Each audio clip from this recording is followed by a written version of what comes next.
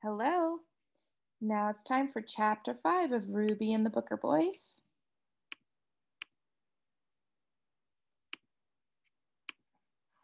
Chapter 5, Row Rowdy.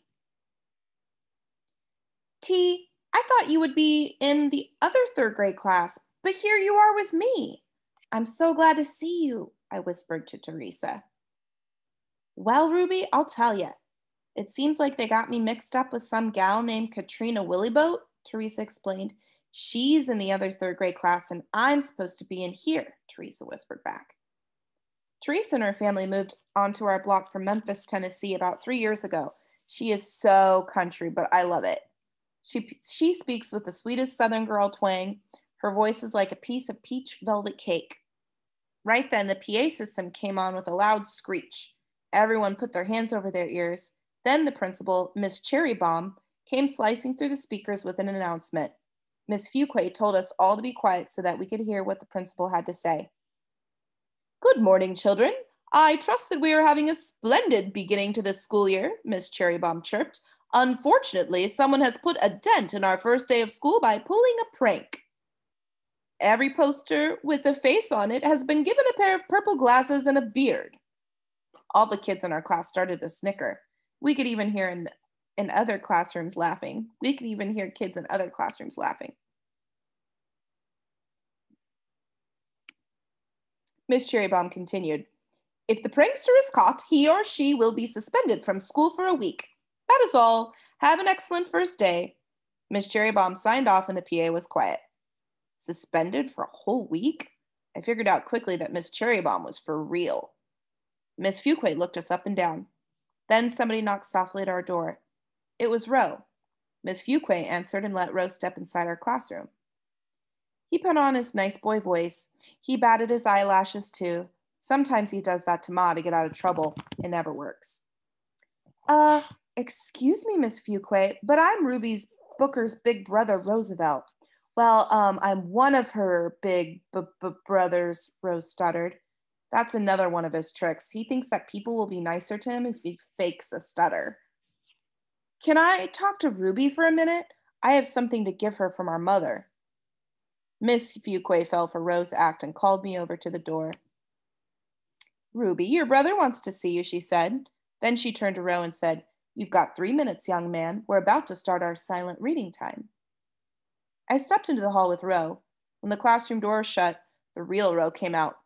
I'm glad she's gone. How's your new teacher? She looks mean, Rose said with a silly half-frown, half-smile on his face. I guess he thinks that makes him look tough. Don't talk about my teacher, Rose. She's so nice and fun, and she has lots of style. I really like her. She'll change, I'm sure of that. They all do, Rose said, all tough. Shouldn't you be in class, Ro? I wanted to know. I should, but I'm not. My teacher thinks I'm in the nurse's office, he laughed. So what do you want? What do you have to give me? I was getting annoyed with Ro. He took his book bag off, dropped it on the floor, and pulled out a purple marker from it. I need you to keep this for me. Just hide it in your guitar bag, and then give it back to me when you get home, okay? He asked. I reached for the marker without even asking a question, but then it hit me. This was the marker, the purple marker that messed up all of those posters. It was you? You marked all of those posters, didn't you? I didn't mean to yell, but it all came together. Who else would have done something so crazy on the first day of school? I'll tell you who. Row Rowdy. He put his hand over my mouth and looked around to make sure nobody'd heard me. Girl, are you nuts? Are you trying to get me busted? Rose said like a scared rat. Is this what you do every year? I see why you get in trouble all the time. You just can't help it, can you, Roe?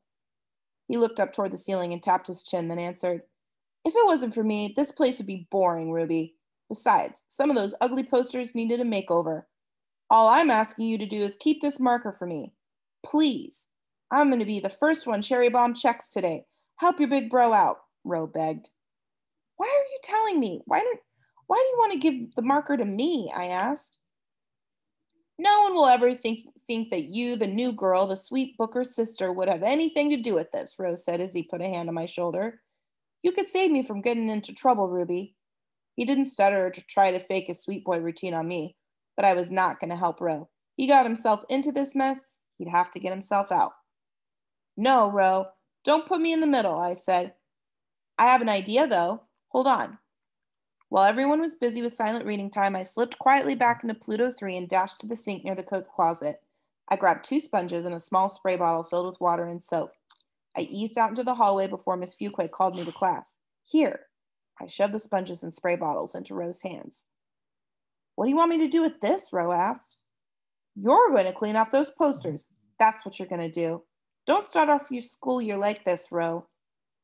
He still had purple marker stains on his fingertips, but he looked serious, like he was thinking hard about something.